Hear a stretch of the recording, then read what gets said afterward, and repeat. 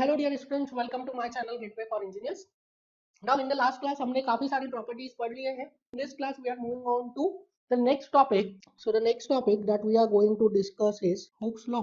Now Hooke's law में आप before studying the Hooke's law सबसे पहले इसके assumptions देख लेते हैं हम. So please write assumptions. The first assumption is material is elastic. Now the second assumption is material is homogeneous. Material is homogeneous. Now homogeneous का मतलब क्या है? In chemistry homogeneous का मतलब होता है that the chemical composition of material is same throughout the volume. ठीक है, केमिस्ट्री में ये मतलब होता है कि केमिकल कंपोजिशन क्या है किसी भी मटेरियल का throughout the volume same है. But here in this mechanics you can say mechanical point of view से होमोजेनस मटेरियल का क्या मतलब होता है? होमोजेनस मटेरियल का मतलब होता है कि उसकी किसी एक पर्टिकुलर डायरेक्शन में प्रॉपर्टी सेम है at all the points. At all the points the property of material is same in a particular direction. ठीक है, किसी भी पॉइंट पे आप ले लीजिए, एक पर्टिकुलर डायरेक्शन में क्या है, प्रॉपर्टी सेम है. जैसे ही आप डायरेक्शन चेंज करते हो वैसे ही प्रॉपर्टी चेंज होती है सभी पॉइंट्स पे. ठीक है, तो सभी पॉइंट्स पे किसी एक पर्टिकुलर डायरेक्शन में अगर प्रॉपर्टी सेम है तो उस मटेरियल को हम क्या बोलेंगे? उस मटेरियल को बोलेंगे हम होमोजेनस मटेरियल. इसको अलग से भी ऐसा बोला जाता है that homogeneous material are direction dependent. Homogeneous material में क्या होता है, जो प्रॉपर्टी वो डायरेक्शन पे डिपेंड करती है. मतलब जैसे आप डायरेक्शन को चेंज करोगे वैसे ही क्या होगा, प्रॉपर्टी चेंज हो जाएगी.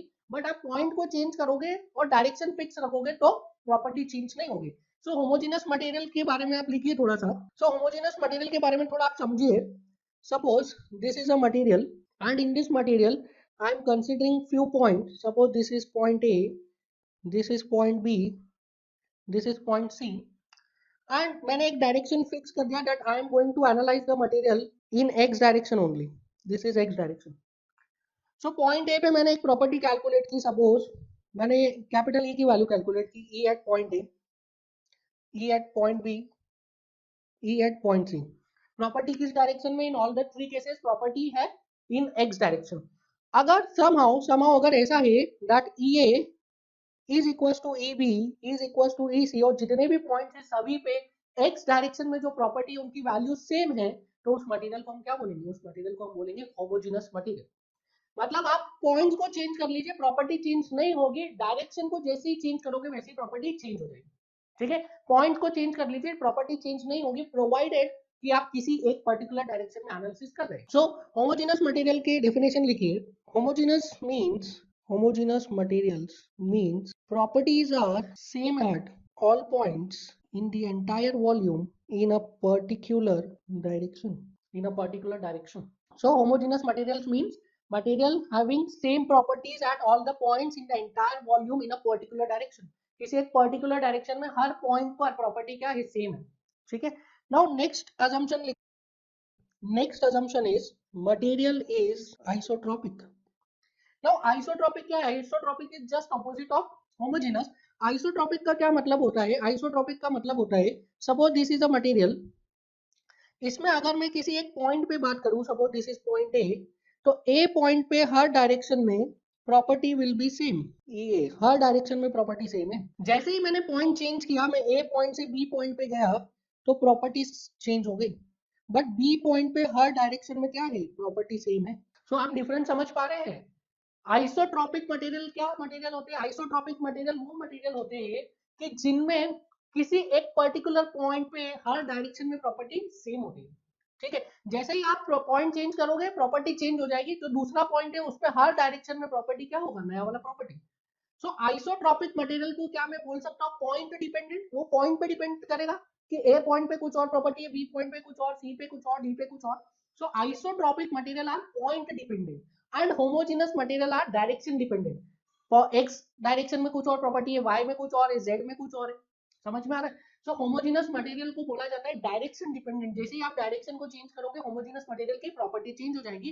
एंड आइसोट्रॉपिक मटेरियल को बोला जाता है पॉइंट डिपेंडेंट. जैसे आप पॉइंट को चेंज करोगे वैसे क्या हो जाएगा? प्रॉपर्टी चेंज हो जाएगी. Please right isotropic material. Isotropic material means properties are same in all the directions at a particular point. किसी एक पर्टिकुलर पॉइंट में क्या है? प्रॉपर्टीज सभी डायरेक्शन पे सेम है. जैसे ही आपने पॉइंट चेंज किया वैसे ही प्रॉपर्टी चेंज होगी.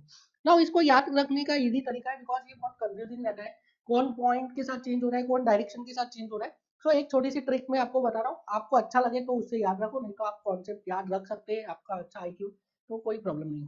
सो आइसोट्रॉपिक पी आ रहा है, इसकी स्पेलिंग में पी आ रहा है, आइसोट्रॉपिक स्पेलिंग में पी आ रहा है। पी के बिना क्या आइसोट्रॉपिक वर्ड आप लिख सकते नहीं लिख सकते।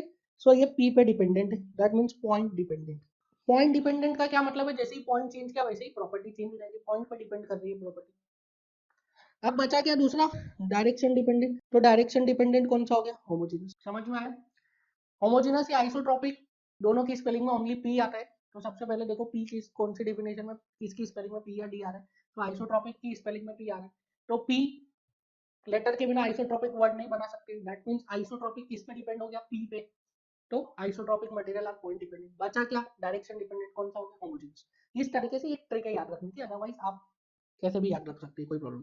नाउ अब हम देखते हैं हुक्स लॉ। हुक्स लॉ क्या बोलते हैं, Hooke's law, according to Hooke's law, stress is directly proportional to strain. Stress is directly proportional to strain within proportional limit. इसको लीनियर लिमिट्स भी बोलते हैं। सो हुक्स लॉ बोलता है stress is directly proportional to strain. किसी से भी पूछो what is Hooke's law, generally students बोलते हैं Hooke's law is says stress is directly proportional to strain. This is not Hooke's law. Hooke's law says stress is directly proportional to strain within proportional limit. So Hooke's law क्या बोलता है, Hooke's law बोलता है that stress is directly proportional to strain। आपको ये तो बोलना ही है, but you must say that it is applicable within proportional limit only। ठीक है, आप जब भी Hooke's law बोलते हैं तो आपको within proportional limit बोलना ही बोलना है।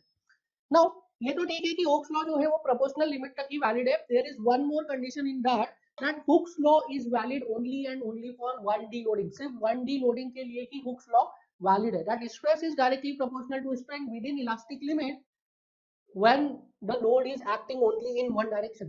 सिर्फ एक ही डायरेक्शन में अगर लोड लग रहा है, या तो टेंसाइल या तो कॉम्प्रेसिव या तो शियर, तभी stress is directly proportional to strain होता है। ठीक है, so Hooke's law says stress is directly proportional to strain within proportional limit only in the case of 1D loading. 1D loading का क्या मतलब है, सिर्फ एक ही डायरेक्शन में लोड लग रहा है, 2 3 4 डायरेक्शन में लोड नहीं लग रहा है, सिर्फ एक ही डायरेक्शन में लोड लग रहा है। So I can write stress is directly proportional to strain. अब हमने स्ट्रेस के कई सारे टाइप्स पढ़े, normal stress, shear stress, strain के भी टाइप पढ़े, नॉर्मल स्ट्रेन, शियर स्ट्रेन। तो कौन सा स्ट्रेस, जब नॉर्मल स्ट्रेस आएगा तो नॉर्मल स्ट्रेन आएगा। So normal stress is directly proportional to normal strain, shear stress is directly proportional to shear strain. ऐसा नहीं हो सकता है कि normal stress is directly proportional to shear strain. ठीक है, तो ये भी चीज आपको ध्यान रखना है कि दोनों का नेचर सेम होना चाहिए। जिस नेचर का स्ट्रेस है उसी नेचर का ही स्ट्रेन आएगा। ठीक है, स्ट्रेस का नेचर है नॉर्मल और स्ट्रेन का नेचर शियर, ऐसा नहीं हो सकता। जिस नेचर का स्ट्रेस है उसी नेचर का क्या आएगा, स्ट्रेन आएगा। So I will write normal stress is directly proportional to normal strain. यहाँ पे आप ऊपर लिखिए stress is directly proportional to strain, यहाँ पे स्टार मार्क करके लिखिए ऑफ सेम नेचर। ठीक है, of same nature. Tensile stress होगा तो टेंसाइल स्ट्रेन आएगा, कॉम्प्रेसिव स्ट्रेस होगा तो कॉम्प्रेसिव स्ट्रेन आएगा। ठीक है, ऐसा नहीं होगा कि कॉम्प्रेसिव स्ट्रेस लगा रहे हो और आ रहा है टेंसाइल स्ट्रेन, ऐसा नहीं है। ठीक है, कॉम्प्रेसिव स्ट्रेस होगा तो कॉम्प्रेसिव स्ट्रेन ही आएगा, नॉर्मल स्ट्रेस है तो नॉर्मल स्ट्रेन आएगा, शियर स्ट्रेस है तो शियर स्ट्रेन आएगा। So stress is normal stress is directly proportional to normal strain, so I can write sigma is directly proportional to epsilon। जब यहाँ से proportionality sign हटेगा तो एक constant add होगा, this constant is called as elastic constant। The constant is called as what, elastic constant। And for normal stress and normal strain ये elastic constant जो हम लगाते हैं for sigma and epsilon, elastic constant is Young's modulus, or you can say modulus of elasticity। So sigma is equals to capital E into epsilon। Sigma is equals to capital E into epsilon। अब अगर मैं shear stress की बात करूं तो shear stress is directly proportional to what, shear strain। So I can write tau is directly proportional to phi। हमने पढ़ा है what is phi। So I can write tau is equals to some constant g into phi। What is g? G is again a elastic constant, and g for tau and phi, the elastic constant is called as modulus of rigidity। ठीक है, for tau and phi combination के लिए, that is shear stress और shear strain combination के लिए जो elastic constant हम use करते हैं, that elastic constant is modulus of rigidity। So tau is equals to g into phi। This is the second relation as per the Hooke's law। g is also called as shear modulus, shear modulus। So in our syllabus जो हमारा syllabus का scope है, that is the study of homogeneous and isotropic material। तो homogeneous isotropic material का क्या मतलब हो गया कि पॉइंट पे भी डिपेंडेंट नहीं है, डायरेक्शन पे भी डिपेंडेंट नहीं है। समझ में आया, होमोजेनस और आइसोट्रोपिक को मर्ज कर दिया तो क्या हो जाएगा कि property same at all the points in all the directions. तो जो हमारे स्कोप में स्टडी है, दैट हमारे स्कोप में study is homogeneous isotropic material. But homogeneous isotropic material के अलावा भी कुछ और मटेरियल्स होते हैं। First one is orthotropic material. Now orthotropic material क्या होता है? Orthotropic material are those material which shows different property in orthogonal direction। Orthogonal direction में अलग अलग प्रॉपर्टी बता दे, ठीक है। सो ऑर्थोगोनल डायरेक्शन का क्या मतलब हो गया? मतलब 90 डिग्री पे आपने चेंज किया डायरेक्शन तो क्या होगा, वो 90 डिग्री से डायरेक्शन चेंज किया तो अलग प्रॉपर्टी आ जाएगी, ठीक है। So orthotropic materials are those material which show different property in orthogonal direction. इसका सबसे अच्छा एग्जांपल अगर आप समझने चाहते हैं तो the best example for this is would. So if I consider a wooden log, एक वुडन लॉग मैंने कंसीडर किया है। सो suppose this is the wooden log. अब आप मुझे बताइए ये वुडन लॉग को मुझे ब्रेक करना है इनटू टू पार्ट्स, तो किस डायरेक्शन से ब्रेक करना इजी होगा? One is this direction, that is y के along. Second is this direction, that is x के along. किस डायरेक्शन के along ब्रेक करने के हो? तो कोई दूसरा मटेरियल होता, अगर सपोज कोई होमोजेनस आइसोट्रोपिक मटेरियल होता तो हम बोलते हैं कि y के along इसको ब्रेक करना इजी होता, क्योंकि y के along आपको कम एरिया को ब्रेक करना पड़ रहा है।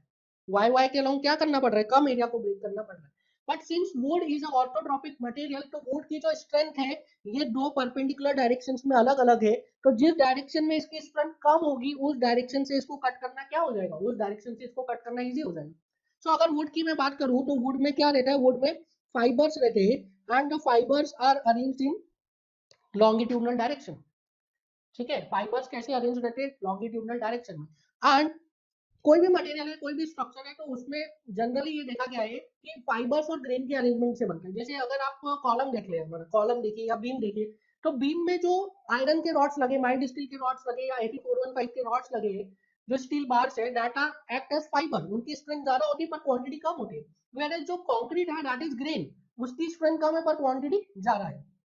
सो ये फाइबर्स होते हैं, ये फाइबर क्या होते हैं? फाइबर्स की स्ट्रेंथ ज्यादा होती है और क्वांटिटी कम होती है, मोर स्ट्रेंथ। और जो ग्रेन्स है बाकी एरिया में पूरे ग्रेन्स रहते हैं, that grains is having less strength. Now fibre की स्ट्रेंथ ज्यादा है और उसकी क्या है?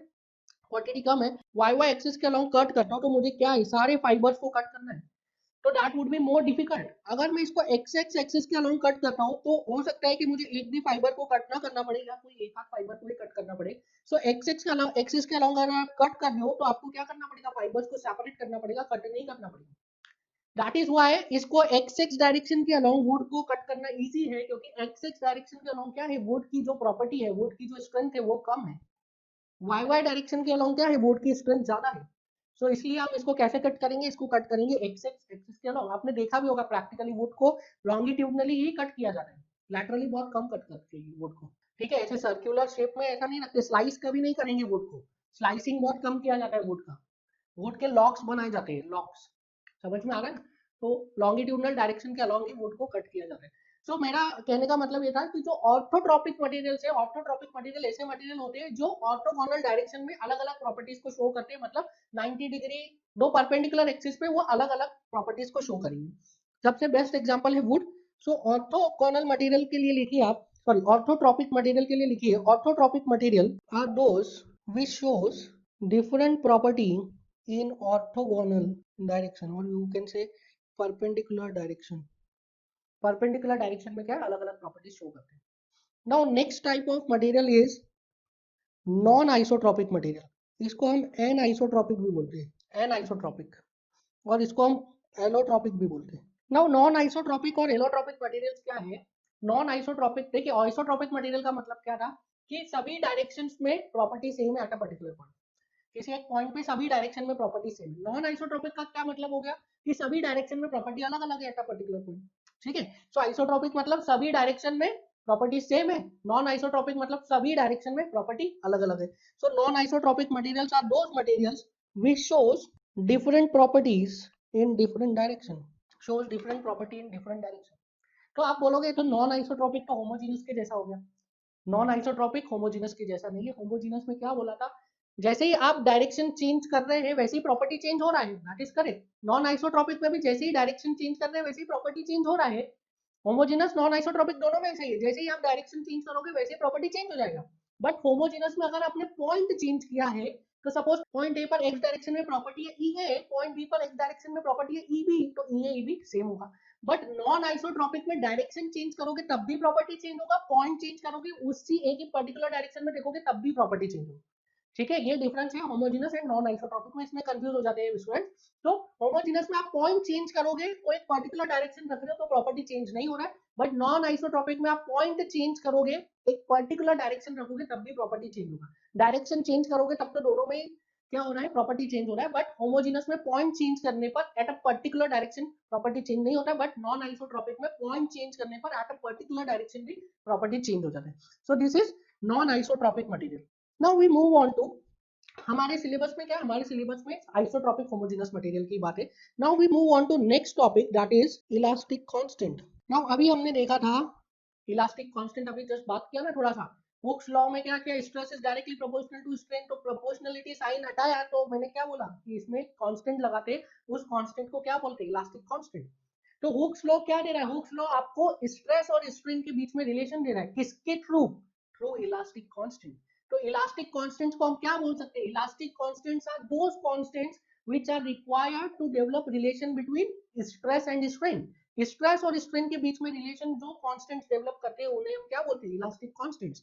सो इलास्टिक कांस्टेंट्स लिखिए, elastic constants are those constants which are required to develop relation between stress and strain. Stress और स्ट्रेन के बीच में रिलेशन जो कांस्टेंट्स डेवलप करते हैं उसे हम क्या बोलते हैं, उन्हें हम बोलते हैं elastic constant. Now for isotropic material to define stress strain relation completely, two independent elastic constants are required. So isotropic material में अगर आपको stress strain relation को completely define करना है तो आपको दो independent elastic constants की जरूरत पड़ेगी, ध्यान रखेंगे आप ये।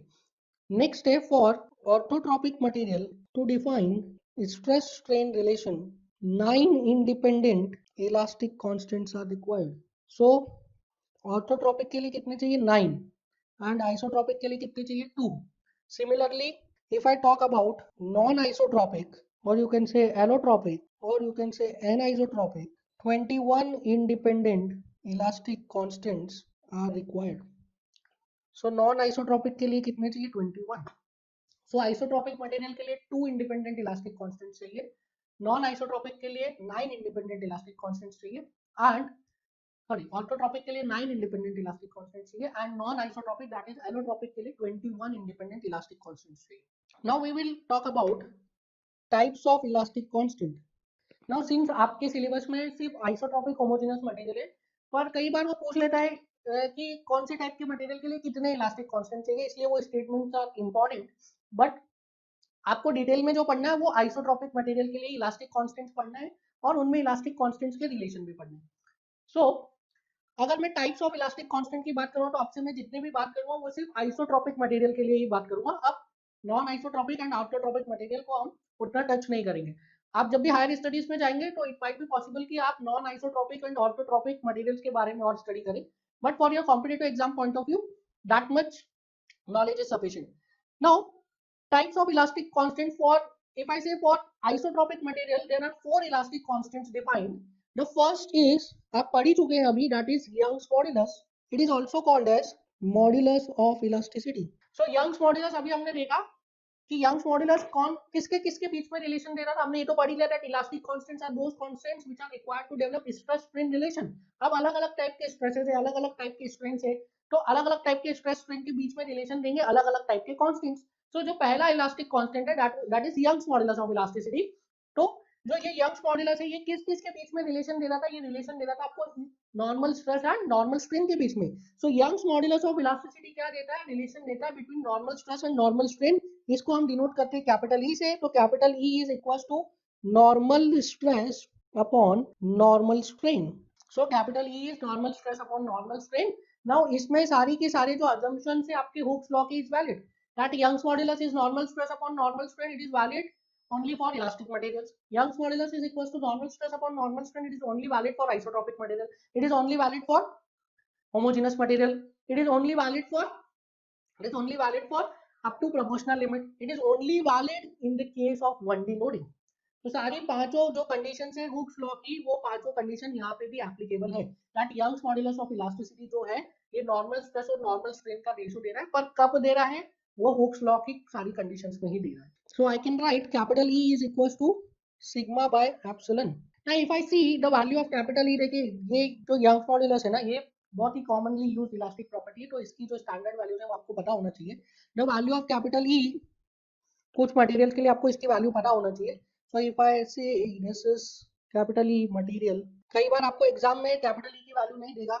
सो फॉर माइल्ड स्टील, और यू कैन से steel, mild steel, high carbon steel, HYSD बार. सो स्टील के लिए जो कैपिटल E की वैल्यू होती है वो 2.1 into 10 की पावर 5 न्यूटन पर mm स्क्वायर होती है. For cast iron it is half Young's modulus of elasticity for steel. Third one is for aluminium, it is 1/3 Young's modulus for steel. And fourth is for concrete, it is 1/10 to 1/20 Young's modulus of elasticity for steel. So this is the value of Young's modulus of elasticity for certain standard materials जो आपको याद रखना है. Now the next elastic constant is, ये भी हम अभी discuss कर चुके हैं, shear modulus और modulus of rigidity. Now shear modulus और modulus of rigidity ये अभी देखा हमने, किसके और किसके बीच में रिलेशन देता है, ये देता है shear stress and shear strain के बीच में relation. So the value of capital G is the ratio of shear stress to shear strain. So it is the ratio of shear stress to shear strain. Again यहाँ पे भी पांचों condition valid है. So I can write G is equals to tau by 5. G is equals to tau by 5. Now जो third elastic constant है, that is bulk modulus. Bulk modulus, it is also called as volume modulus. Now ये जो bulk modulus है, ये bulk modulus को basically define किया गया था फॉर फ्लूइड्स के केस में इसको डिफाइन किया गया था, but for certain special type of loading bulk modulus को हम डिफाइन कर सकते हैं for solids also. The condition is it is only defined in the case of solid. In the case of solid, bulk modulus is only defined for hydrostatic loading. Now hydrostatic loading, it is only defined for hydrostatic loading, and hydrostatic loading हमेशा एक 3D load होता है. सो hydrostatic loading क्या होता है ये हम detail में पढ़ेंगे इन फ्लूइड्स हम जब सब्जेक्ट देखेंगे वहां पे डिटेल में देखेंगे हाइड्रोस्टैटिक लोडिंग के बारे में. बट हाइड्रोस्टैटिक लोडिंग क्या होता है, it is a 3D loading. ऐसा लोड लगाते हैं मटेरियल पे कि मटेरियल पे हर डायरेक्शन में जो है तीनों ही फेस पे जो नॉर्मल स्ट्रेस लग रहा है, इन ऑल द थ्री फेसेस सिर्फ और सिर्फ नॉर्मल स्ट्रेस लगेगा, और वो नॉर्मल स्ट्रेस तीनों ही फेस पर सेम होगा, that is of equal magnitude in same direction. समझ में आया? तो हाइड्रोस्टैटिक लोडिंग का क्या मतलब होता है, जो तीनों फेसेस हैं तीनों फेसेस पे सेम नॉर्मल स्ट्रेस लगेगा. सेम नॉर्मल स्ट्रेस मतलब equal magnitude and same direction, and there will be no shear stress. देखिए हाइड्रोस्टैटिक लोडिंग इसको ऐसा क्यों बोल रहे हैं, इस टाइप की लोडिंग को हाइड्रोस्टैटिक लोडिंग. देखिए जो वाटर है या कोई भी फ्लूइड है, तो फ्लूइड में अगर किसी एक पॉइंट पे बात करें, तो किसी भी पॉइंट पे अगर हम एक एलिमेंटल एरिया कंसीडर करें, एक एलिमेंटल बॉडी कंसीडर करें, तो उस एलिमेंटल बॉडी पे इन ऑल द डायरेक्शन जो स्ट्रेस लगेगा that would be normal stress. ठीक है, and the value of normal stress is same in all the direction. So अगर हम किसी भी बॉडी को, किसी भी एलिमेंटल बॉडी को स्टैटिक फ्लूइड पे इंसर्ट करेंगे, तो उसके सभी फेसेस पे क्या होगा, सभी फेसेस पे नॉर्मल स्ट्रेस लगेगा, and that normal stress will be equal in all the direction, equal at all the faces. ठीक है. एंड अब इसमें एक और चीज होती है कि जब हम हाइड्रोस्टैटिक लोडिंग के फ्लूइड में बात करते हैं, तो फ्लूइड में हमेशा जो स्ट्रेस लग रहा है वो कॉम्प्रेसिव लगता है, बट अगर हम किसी तरीके से वो टेंसाइल स्ट्रेस प्रैक्टिकली डेवलप कर सकते हैं इन लैब्स, तो वहां पे बल्क मॉड्यूलस टेंसाइल स्ट्रेसेस के लिए भी एप्लीकेबल है. सो जो बल्क मॉड्यूलस को डिफाइन किया गया, बल्क मॉड्यूलस को सिर्फ और सिर्फ किसके लिए डिफाइन किया गया, इन the case of hydrostatic loading. Hydrostatic loading हमेशा 3D लोडिंग ही होता है, और ऐसा लोडिंग होता है कि सभी फेसेस पर, ऑल द थ्री फेसेस पर the value of normal stress should be same मतलब equal magnitude and same direction, and there should be no shear stress. अगर ऐसी कंडीशन डेवलप हो रही है, then only in that case you can define hydrostatic, you can define bulk modulus for a solid body. So bulk modulus इसको हम denote करते हैं capital K से, and this capital K gives relation between normal stress to volumetric strain.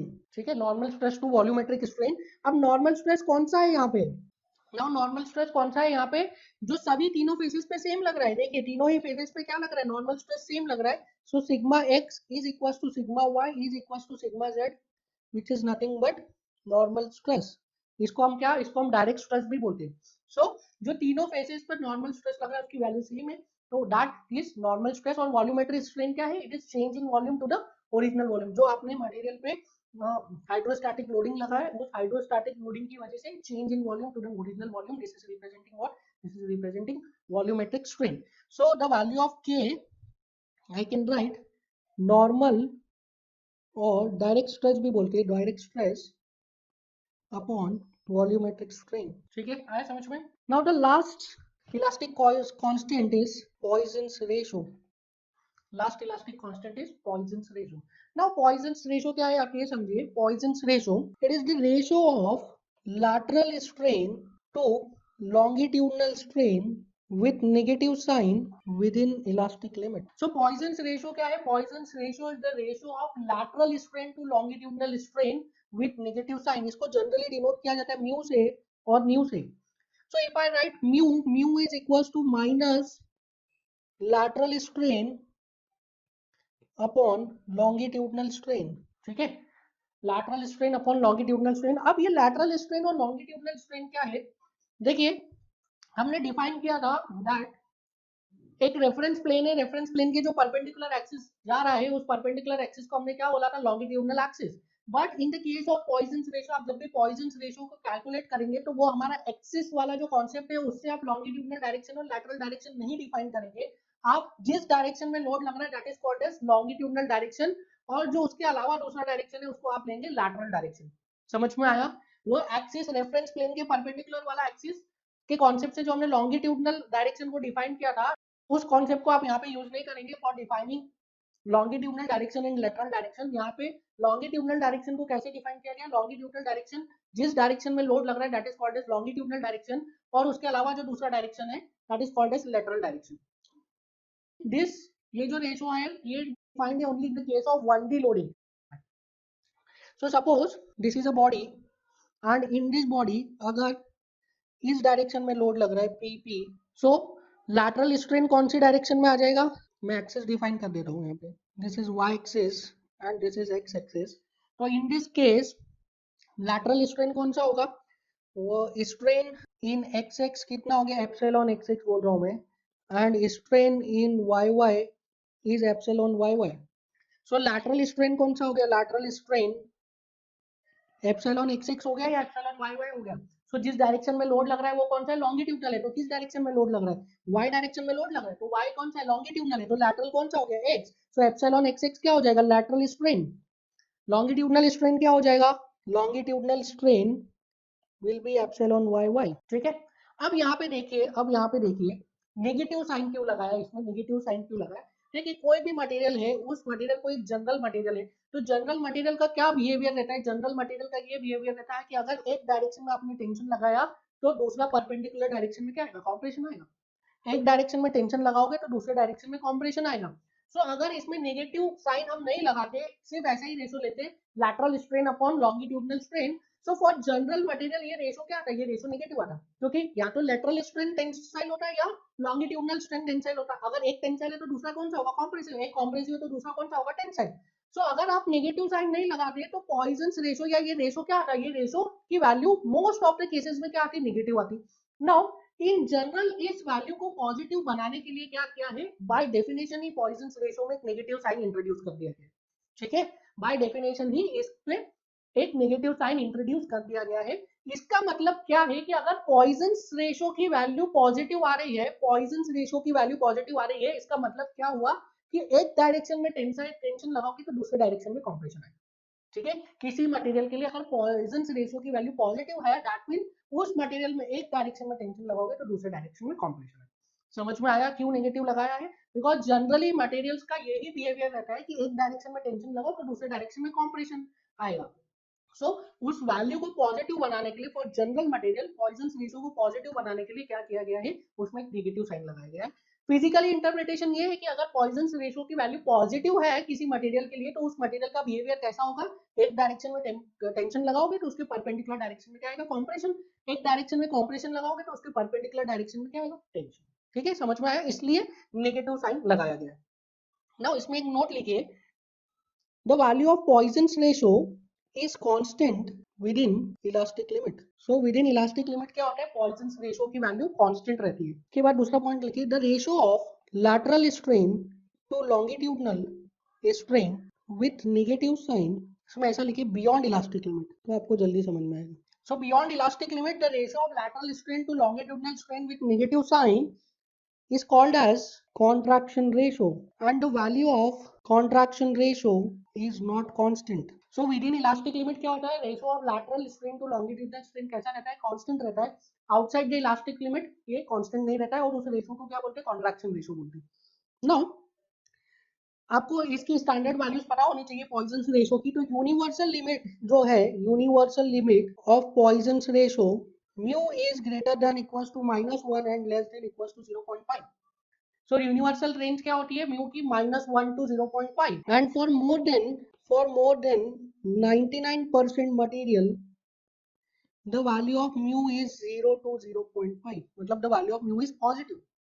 ठीक है, for 99% मतलब for most of the material the value of mu is positive. Maximum value कितनी होती है, 0.5.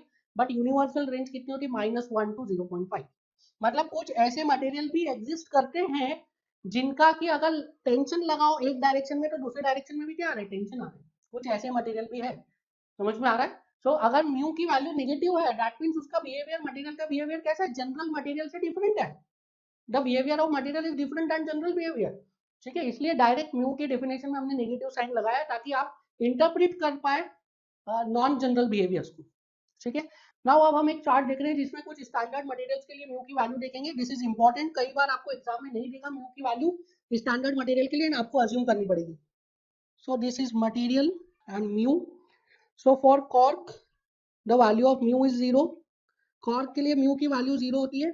इसीलिए जो बॉल बनाई जाती है क्रिकेट बॉल, वो कॉर्क की बनाई जाती है, क्योंकि उसमें क्या रहता है, एक ही पॉइंट पे, ज्यादातर जो सीमर्स है वो सीम पे बॉल करते हैं. तो सीम पे बॉलिंग करेगा वो रिपीटेटिवली, क्या होगा, एक ही डायरेक्शन में क्या होगा, एक ही डायरेक्शन में स्ट्रेस लगेगा, तो दूसरे डायरेक्शन में क्या हो जाएगा, एक डायरेक्शन में कॉम्प्रेशन आएगा, दूसरे डायरेक्शन में टेंशन आएगा. कॉन्टिन्यूसली ऐसा होगा तो सर्कुलर बॉल है वो कैसी हो जाएगी, इलिप्टिकल हो जाएगी. इसलिए उसको क्या बनाते हैं, कॉर्क से बनाते हैं. Now for glass the value of mu is 0.01 to 0.05. Concrete के लिए the value of mu is 0.1 to 0.2. For elastic matters the value of mu is 0.25 to 0.42.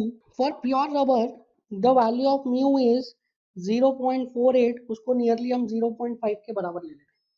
The value of mu is 0.48, उसको nearly 0.5 के बराबर ले लेते. For perfectly plastic material the value of mu is 0.5. Perfectly plastic material के लिए mu की value क्या होती है, 0.5. So these are the standard values for mu. आपको ये याद रखना है बिकॉज डायरेक्टली आपको एग्जाम में इससे क्वेश्चंस पूछेगा, वैल्यू नहीं दे रहे. Now after Poisson's ratio we are going to discuss applications of Poisson's ratio. So now we are going to discuss application of Poisson's ratio. देखिए पॉइजन्स रेशियो का application क्या है, we know that Poisson's ratio mu is equals to minus of lateral strain to longitudinal strain. So जो main application आता है Poisson's ratio का, Poisson's ratio क्या करता है, पॉइजन्स रेशियो लिमिटेशन को ओवरकम करता है. किसके लिमिटेशन को, हुक्स लॉ के लिमिटेशन को. ना हुक्स लॉ क्या बोलता है हमें, हुक्स लॉ बोलता है that sigma is directly proportional to epsilon, or you can say sigma is equals to capital E into epsilon. Now ये जो हुक्स लॉ है, ये जो हुक्स लॉ का एक्सप्रेशन है, this is valid only for 1D. This is valid only for 1D loading. If the load is acting only in one direction, then only this equation is valid. ठीक है, ये 1D axial loading के लिए ही valid है. This expression is valid only for 1D axial loading. Now, suppose there is a three-dimensional body and it is subjected to 3D stress like this. Suppose this is sigma x, this is sigma y, and this is sigma z. Now this body is subjected to three-dimensional stress, sigma x, sigma y, sigma z. For this body you cannot write that stress in x direction, or you can say sigma x is equals to capital E into epsilon x. ये आप नहीं लिख सकते. This equation is not valid because ये जो equation है, this equation is only and only valid for one-dimensional axial loading. Since in this case, three-dimensional stresses लग रहे हैं in this case, so what we have to do, we have to use Poisson's ratio. Now इस structure के लिए अगर मुझे calculate करना है the value of strain in x direction, the value of strain in y direction and the value of strain in z direction, so I have to use what, I have to use Poisson's ratio. Hooke's law के साथ में मुझे poisons ratio भी use करना पड़ेगा। Now उसको मैं कैसे डील कर सकता हूँ? Now I have to use principle of superposition. Principle of superposition क्या बोलता है? अगर किसी बॉडी पे या किसी स्ट्रक्चर पे मल्टीपल लोडिंग लग रही है या मल्टीपल स्ट्रेसेस लग रहे हैं, तो आप हर स्ट्रेस का इंडिविजुअल इफेक्ट देखिए और लास्ट में क्या करिए, उसका एल्जेब्रिक सम कर दीजिए। आप एल्जेब्रिक सम करने के बाद जो आपको नेट इफेक्ट मिलेगा, that represents the effect of multiple loading और मल्टीपल स्ट्रेस। सो अगर इस स्ट्रक्चर की बात करूं मैं, तो इस स्ट्रक्चर के लिए what we can do is we can apply principle of superposition like. Now see what I have done in this case. ये जो 3 डायमेंशनल स्ट्रेसेस लग रहे थे, इसको मैंने इंडिविजुअली रिप्रेजेंट कर दिया। In the first figure stress कहां पे लग रहा है? Only in x direction. In the second figure stress कहां पे लग रहा है? Only in y direction. And in the third figure stress कहां पे लग रहा है? Only in z direction. अब मैं ये तीनों तीनों जो स्ट्रेसेस है, इंडिविजुअल स्ट्रेस का इफेक्ट देखूंगा in x direction, Y direction and Z direction, और लास्ट में मैं इसको ऐड कर दूंगा तो मुझे क्या मिल जाएगा? नेट इफेक्ट मिल जाएगा। So what I want to calculate, I want to calculate epsilon x, epsilon y and epsilon z. मुझे इस 3 डायमेंशनल स्ट्रेस के लिए क्या निकालना है? Epsilon x, that is strain in x direction, strain in y direction and strain in z direction. अगर 1 dimensional stress लगता, only in x direction में स्ट्रेस लगता, तो मैं डायरेक्टली एक्स डायरेक्शन में स्ट्रेस बता देता by using Hooke's law. But यहाँ पे क्या हो रहा है? यहाँ पे 3 डायमेंशंस में स्ट्रेस लग रहा है, 3 डायमेंशंस में, तो I can not directly use hooks law. But मुझे क्या करना पड़ेगा? हुक्स लॉ के साथ में यहाँ पे मुझे पॉइजन्स रेशो को भी यूज करना पड़ेगा। देखिए कैसे। So for the first case, क्या मैं डायरेक्टली यहाँ पे हुक्स लॉ लगा सकता हूँ? Yes, I can apply Hooke's law here directly. That is epsilon X is equal to sigma X by E. लगा सकते हैं। Now for the second case, if I want to calculate strain in x direction, तो क्या मैं Hooke's law से निकाल सकता हूँ? ये 1D लोडिंग का केस है, 1D लोडिंग का केस। बट हुक्स लॉ से क्या मिलेगा? हुक्स लॉ से मिलेगा उस डायरेक्शन में स्ट्रेन जिस डायरेक्शन में क्या लग रहा है? स्ट्रेस लग रहा है, जिस डायरेक्शन में एक्सियल लोड लग रहा है। सो यहाँ पे एक्सियल लोड या स्ट्रेस किस डायरेक्शन में लग रहा है? वाई डायरेक्शन में। तो हुक्स लॉ से जो मुझे स्ट्रेन मिलेगा वो भी किस डायरेक्शन का मिलेगा? वाई डायरेक्शन का मिलेगा। So can I write epsilon y is equal to sigma Y by E. But मुझे कैलकुलेट क्या करना था? मुझे तो एक्स डायरेक्शन का स्ट्रेन कैलकुलेट करना था। तो एक्स डायरेक्शन का स्ट्रेन मैं कैसे कैलकुलेट कर सकता? एक्स डायरेक्शन का स्ट्रेन अगर मुझे कैलकुलेट करना है फॉर द सेकंड केस, को मैं कैसे कैलकुलेट कर सकता हूँ? By using Poisson's ratio. Yes, हमने देखा था that in the case of Poisson's ratio, longitudinal direction कौन सी होती है? जिस डायरेक्शन में लोड लगता है वो लॉन्गिट्यूडनल डायरेक्शन है, उसके अलावा दोनों डायरेक्शन कौन सी? Lateral direction. तो यहाँ पे एक्स डायरेक्शन, सेकंड केस के लिए एक्स डायरेक्शन कौन सी हो गई? Lateral direction. So mu is equals to minus of lateral strain upon longitudinal strain, that is minus of epsilon x upon epsilon y. So epsilon x क्या हो जाएगा? Minus of mu into epsilon y. So I can write epsilon x is equals to minus mu into sigma y by e. Similarly क्या मैं यहाँ पे z वाले direction के लिए भी लिख सकता हूँ? For z direction epsilon z is equals to sigma z by e. Now यहाँ से मुझे डायरेक्टली एक्स डायरेक्शन का स्ट्रेन नहीं मिल रहा है। एक्स डायरेक्शन का स्ट्रेन लेना है तो क्या करना पड़ेगा मुझे? एक्स डायरेक्शन का स्ट्रेन लेने के लिए मुझे पॉइजन्स रेशियो को यूज करना पड़ेगा। So Poisson's ratio is mu is equal to minus of lateral strain upon longitudinal strain. Now in the third case देखिए, in the third case stress कहाँ पे लग रहा है? इन जेड डायरेक्शन में। तो लॉन्गिट्यूडनल डायरेक्शन कौन सा हो गया? Z direction. बाकी दोनों direction that is X and Y कौन सा डायरेक्शन हो गया? These are lateral direction. So यहाँ पे लॉन्गिट्यूडनल स्ट्रेन जेड हो गया और लैटरल स्ट्रेन एक्स हो गया। सो can I write epsilon x is equals to minus mu into epsilon z. So can I write epsilon x is minus mu into sigma z by e. So अब मैं लगा रहा हूँ principle of superposition. So by principle of superposition can I write epsilon x net epsilon x कितना हो गया? This will be equals to sigma x by e minus mu sigma y by e minus mu sigma z by e. This is the net strain in x direction. Net strain in x direction, this is very important. Net strain in x direction. Now अब आप देखिए इसको थोड़ा सा visually आप समझने की कोशिश करिए। तीनों ही डायरेक्शन में 3D स्ट्रेस था हमारे पास, 3D बॉडी था, 3D बॉडी पे 3 डायमेंशनल स्ट्रेसेस लग रहे थे। तीनों ही डायरेक्शन में कैसे स्ट्रेस लग रहे थे? देखिए तीनों ही डायरेक्शन में टेंसाइल स्ट्रेस लग रहे थे। एक्स में भी टेंसाइल, वाई में भी टेंसाइल, जेड में भी टेंसाइल। नाउ जो एक्स में टेंसाइल स्ट्रेस लग रहा है उसकी वजह से एक्स डायरेक्शन में कैसा स्ट्रेन आएगा? टेंसाइल स्ट्रेन आएगा। तो एक्स में टेंसाइल स्ट्रेस की वजह से एक्स डायरेक्शन में क्या टेंसाइल स्ट्रेन आ रहा है? देखिए यहाँ से। तो एक्स डायरेक्शन में टेंसाइल स्ट्रेस लग रहा था, उसकी वजह से एक्स डायरेक्शन में कैसा आया? टेंसाइल स्ट्रेन आया। अब देखिए जो y डायरेक्शन है, y डायरेक्शन में भी क्या लग रहा है, टेंसाइल स्ट्रेस लग रहा है। तो जो y डायरेक्शन में टेंसाइल स्ट्रेस है उसकी वजह से x डायरेक्शन में क्या आएगा, x डायरेक्शन में कॉम्प्रेशन आएगा। तो देखिए क्या x डायरेक्शन में कॉम्प्रेशन आ रहा है, y डायरेक्शन के टेंसाइल स्ट्रेस की वजह से क्या x डायरेक्शन में कॉम्प्रेशन आ रहा है।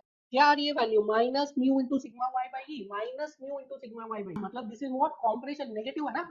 सिमिलरली देखिए जो z डायरेक्शन है, z डायरेक्शन में टेंशन आ रहा है तो उसकी वजह से x डायरेक्शन में कॉम्प्रेशन आएगा क्या, z डायरेक्शन में टेंशन की वजह से x डायरेक्शन में कॉम्प्रेशन आएगा क्या। तो देखिए यहाँ पे z डायरेक्शन में टेंशन की वजह से x डायरेक्शन में कॉम्प्रेशन आ रहा है, minus mu into sigma Z by minus mu into, so x direction में टेंशन की वजह से x डायरेक्शन में क्या आ रहा है, x डायरेक्शन में टेंसाइल स्ट्रेस की वजह से x डायरेक्शन में क्या आ रहा है, टेंशन, y डायरेक्शन में टेंसाइल स्ट्रेस की वजह से x डायरेक्शन में क्या आएगा, कॉम्प्रेशन, एंड z डायरेक्शन में टेंसाइल स्ट्रेस की वजह से x डायरेक्शन में क्या आएगा, compression.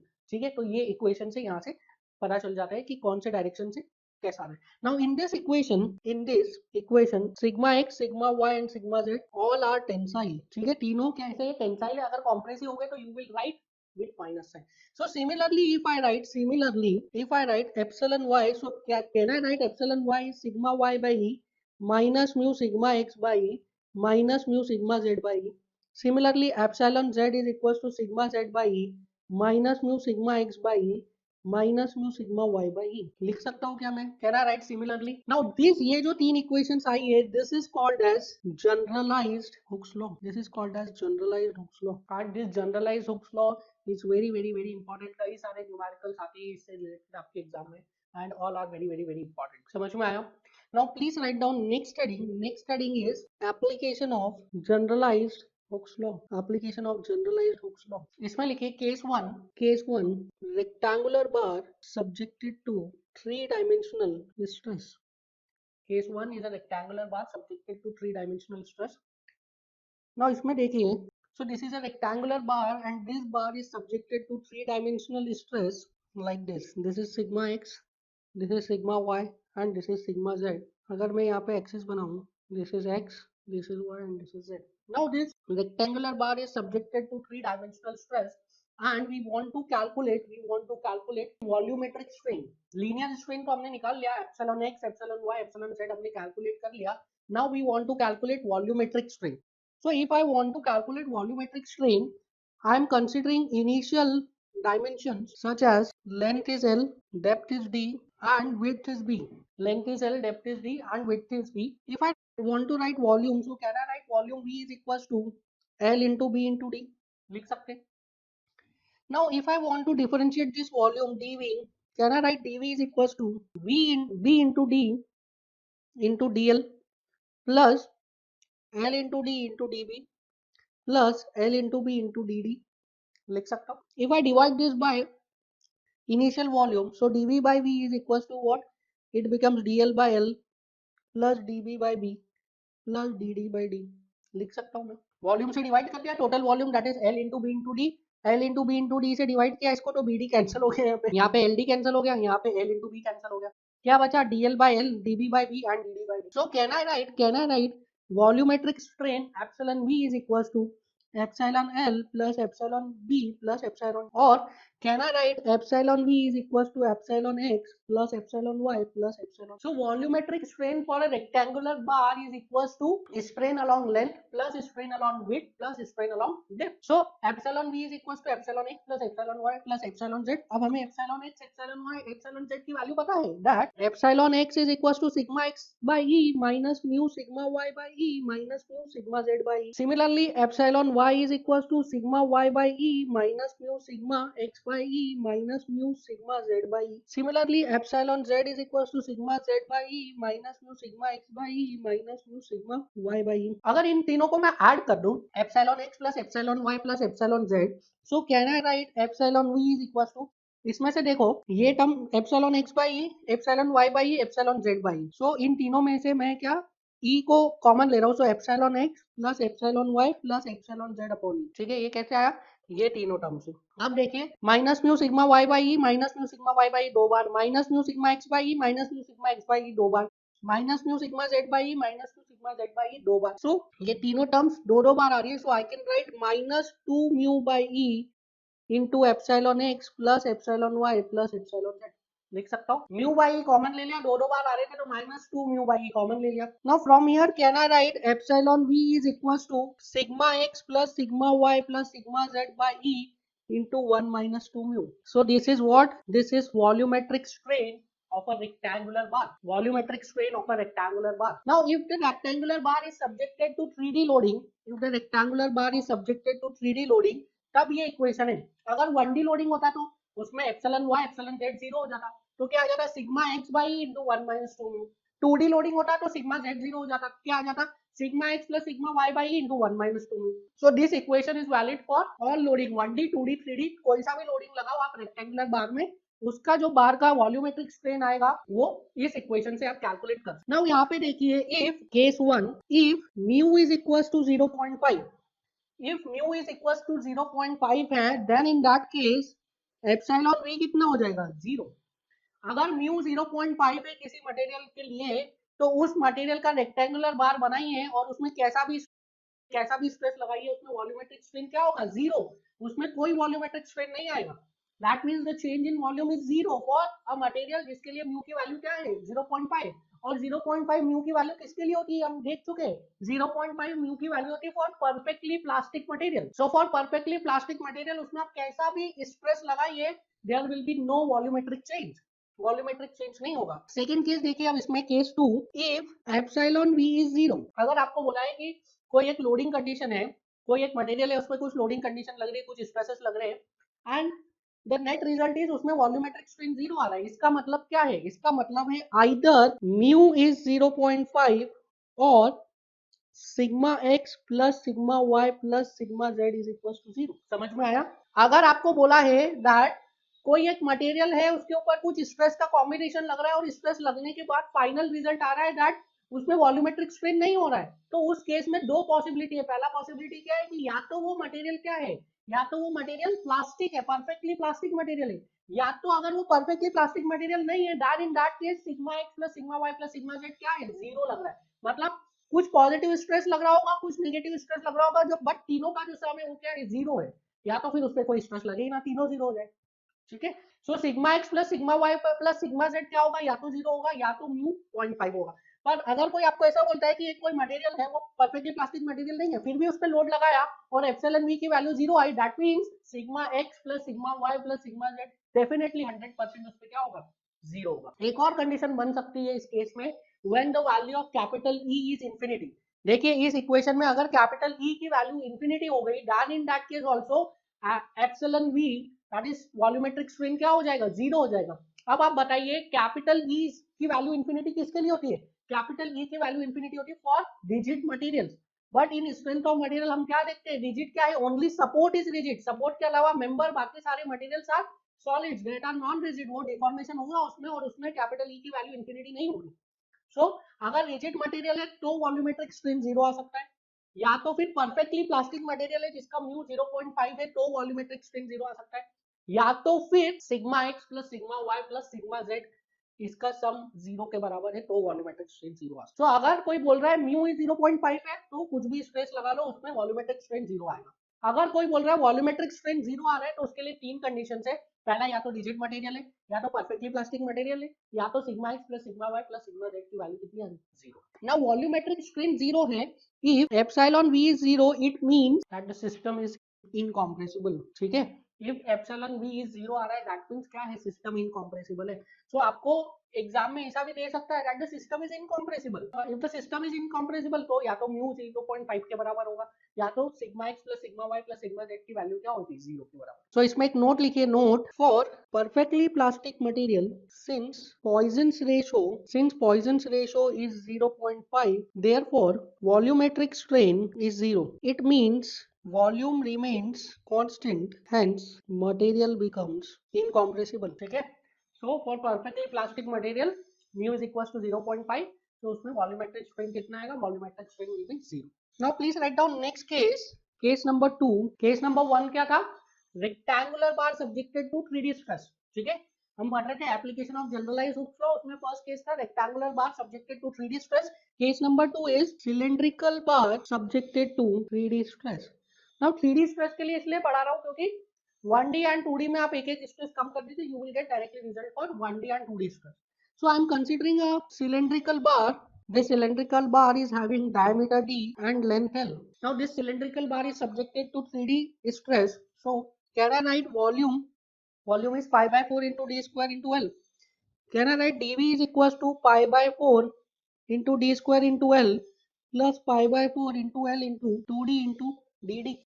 If I divide this equation by V, so dV by V क्या हो जाएगा? It is this dl.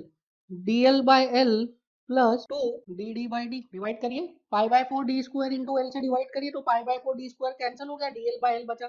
इसको डिवाइड करिए pi by 4 d square into L तो pi by 4 से pi by 4 की कैंसिल, L से L कैंसिल, d square से एक d कैंसिल, सो क्या बचा 2d by d. So dv by v is equals to dl by L plus 2 dd by d. Can I write this as epsilon v is equals to epsilon L plus 2 times of epsilon d. Now ये भी तो पहले वाली equation आ गई है, इस equation में क्या डिफरेंस है? पहले क्या लिखा था? epsilon v is equals to epsilon x plus epsilon y plus epsilon z.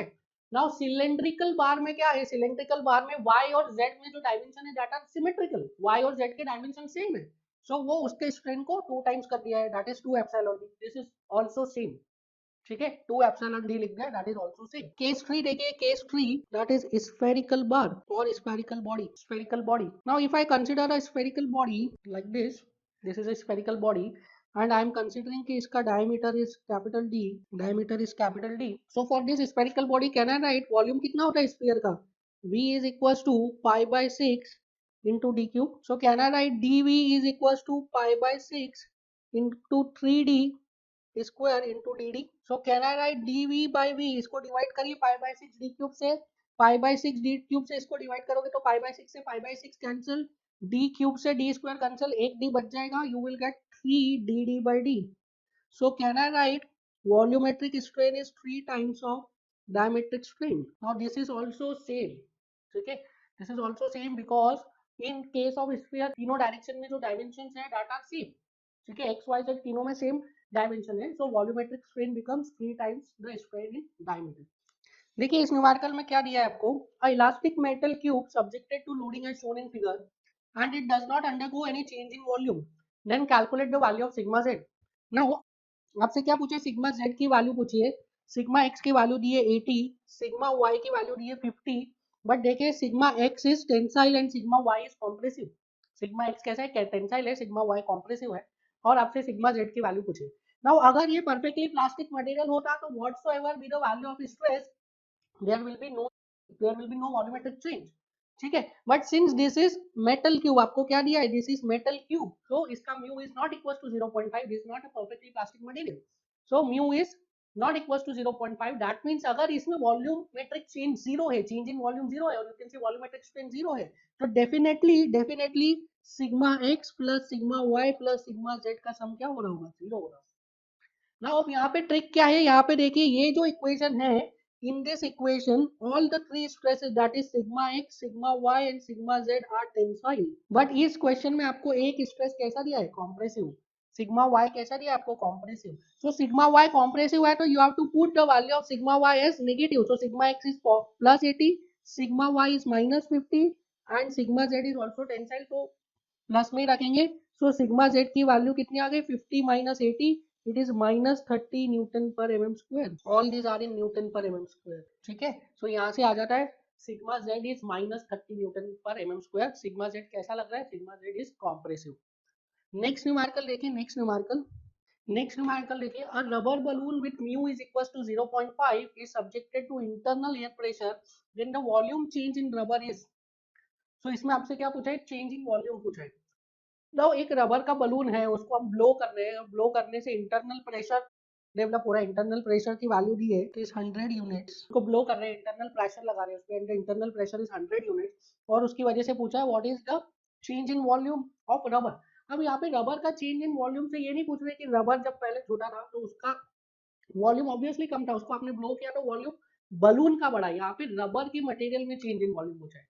समझ में आया, रबर जो मटेरियल यूज हुआ है उसके मटेरियल में चेंज इन वॉल्यूम पूछा है.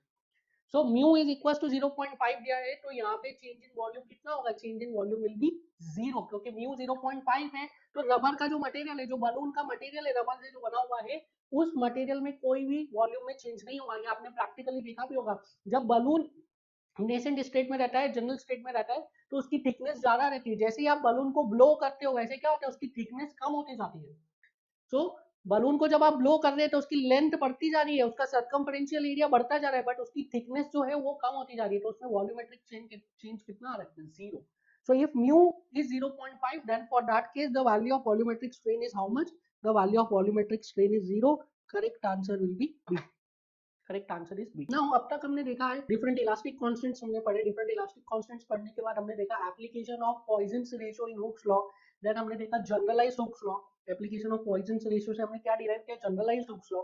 देन हमने देखा जनरलाइज्ड हुक्स लॉ क्या होता है। Now we are going to see relation between elastic constants. Relation between elastic constants. Now हमने ये देखा था, हमने ये पढ़ा था that for homogeneous and isotropic material, homogeneous isotropic material के लिए कितने इंडिपेंडेंट इलास्टिक कांस्टेंट चाहिए, हमें 2 इंडिपेंडेंट इलास्टिक कांस्टेंट चाहिए। और हमने कितने टाइप के इलास्टिक कांस्टेंट्स पढ़े, हमने अभी तक 4 टाइप के इलास्टिक कांस्टेंट्स पढ़े। That is capital E Young's modulus of elasticity, capital G that is shear modulus of elasticity, capital K that is bulk modulus of elasticity and mu that is Poisson's ratio. ना हमने बोला था कि isotropic and homogeneous material के लिए, homogeneous isotropic material के लिए हमें 2 इंडिपेंडेंट इलास्टिक कांस्टेंट चाहिए, बट हमारे पास यहाँ पे कितने इलास्टिक कांस्टेंट्स है, 4 इलास्टिक कांस्टेंट्स में हमें अगर कोई भी 2 इलास्टिक कांस्टेंट्स पता है तो हम बाकी के 2 इलास्टिक कांस्टेंट्स को क्या कर सकते हैं, कैलकुलेट कर सकते हैं। दैट इज व्हाई हमने कहा था कि for homogeneous isotropic material 2 independent elastic constants are required. So if I talk about relation, so मैं सबसे पहले देखता हूँ E, G and mu में रिलेशन देखता हूँ। So first relation is E is equals to 2G into 1 plus mu. E is equals to 2G into 1 plus mu. This is equation number 1. And second relation है E, K and mu में. So E is equals to 3K into 1 minus 2 mu. Now ये जो चारों elastic constants है, इन 4 elastic constants में हमारे पास 2 relation है, that is E is equals to 2G into 1 plus mu and second is E is equals to 3K into 1 minus 2 mu. These are the 2 basic relations. अब 2 equation है, 4 variables है, तो हमें अगर कोई भी 2 वेरिएबल पता चल गए तो बाकी दोनों वेरिएबल हम इस इक्वेशन से कैलकुलेट कर सकते हैं। दैट इज व्हाई हमने बोला था for homogeneous isotropic material 2 independent elastic constants are required. So ये दोनों रिलेशन आ गया हमारे पास, किस किस का रिलेशन आ गया, between the 4 elastic constants. Now अगर मैं इसको थोड़ा और फर्दर सॉल्व करूं, if I calculate value of mu from 1 and put into, so first equation से अगर मैं म्यू की वैल्यू कैलकुलेट करूं सेकंड इक्वेशन में डालूं, इसका मतलब क्या है, मैं म्यू को एलिमिनेट कर रहा हूं। म्यू को एलिमिनेट कर दूं मैं, तो मेरे पास क्या रिलेशन आएगा, the relation will be E is equals to 9 kg upon 3k plus g. E is equals to 9 kg upon 3k plus g. Similarly, if I equate 1 and 2, equate 1 and 2 का क्या मतलब है, दोनों ही रिलेशन किसके terms में, E के terms में। So अगर इस E को मैंने रिप्लेस कर दिया 3k into 1 minus 2 म्यू से, तो मुझे G म्यू एंड K के बीच में रिलेशन मिल जाएगा। So the relation between G mu and K is equals to mu is equals to 3k minus 2g upon 6k plus 2g. So this is relation between mu k and g. This is relation between e k and g. This is relation between e k and mu, and this is relation between e g and mu. So these are the 4 relations जो आपके लिए बहुत ही important है। इससे कई बार numericals पूछे गए हैं। This is one of the favourite topic of your competitive examination. Engineering services में तो एक ही पेपर में 2-2 क्वेश्चन इस रिलेशन से आ जाते हैं। So this relation is very very very important.